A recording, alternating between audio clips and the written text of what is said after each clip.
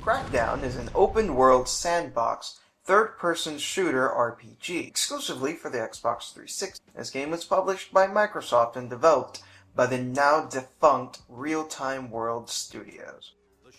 Graphically, this game isn't anything spectacular, but that's because it's an early generation 360 game. The game strives for a comic book style look, and in terms of character designs and character models, I think it succeeds. However, it's a little more hit or miss when it comes to the environments. Some buildings, for example, look like they fit with the comic book style, while others just look like normal buildings. Each of the generals and kingpins that you face in the game each have an interesting art style to them when you're being briefed or debriefed about them. I'd like to say that this game has a good art style, but it's kind of lost in the game's graphics. Otherwise, graphically, the game is solid. Nothing really great, but nothing particularly ugly, except for some unsightly moments here and there.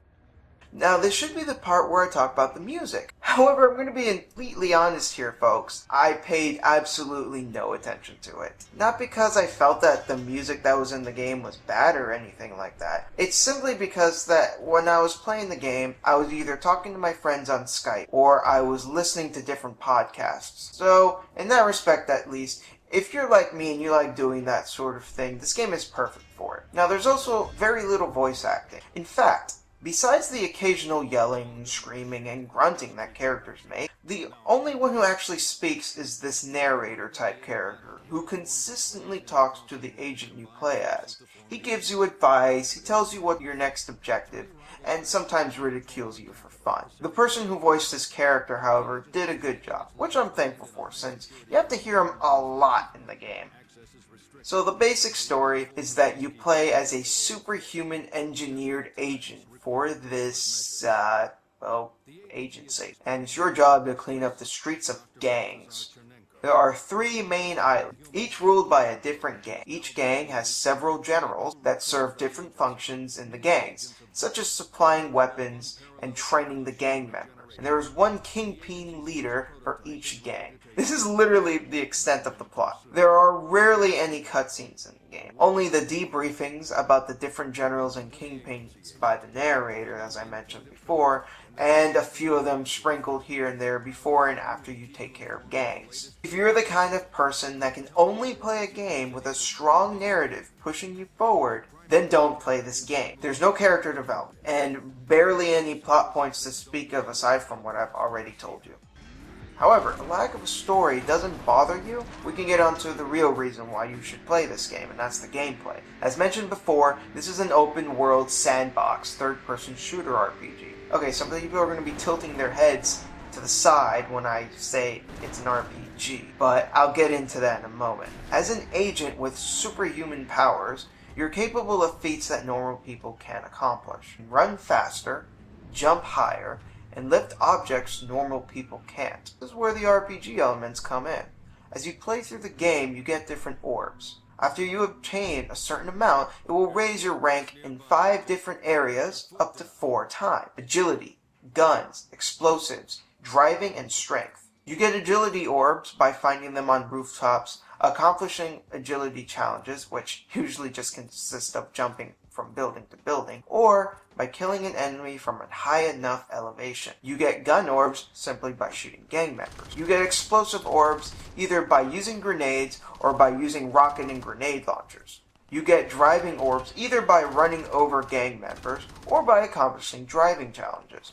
Finally, you get strength orbs, either by attacking an enemy using melee or by throwing something at them. Your stats and your orb experience is displayed on the upper left corner of the screen, so you always know how well you're doing in what at all times. This is where a lot of the fun for this game stems from. It's honestly pretty addicting to run around, find agility orbs, and slaughter gang members in order to become more powerful. Now, something interesting is the penalties in this game. Whenever you kill a civilian or when you die, some of the experience points from the orbs will decrease. It never decreases to the point where you actually grow weaker, but it's something that hinders your progress. I liked this, as it gave a real consequence to acting like a jerk or playing the game poorly. The game also sports a number of supply points all over 3 islands. These are important since you will appear at one of your choosing every time you die. However, you have to find them first in order to make use of them. These also allow you to restock on ammo and change your weapons. When you find weapons dropped by enemies, you can actually take them back to one of the supply points,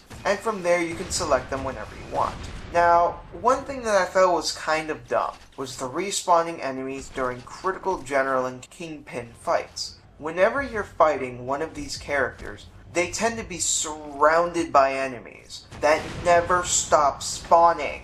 I didn't like this, as it never felt like I was making much progress when I held my ground in one area to defeat them. I had to instead jump straight into the area where the bosses were and attack them directly, which to me felt like it cheapened the feeling of infiltrating an enemy base.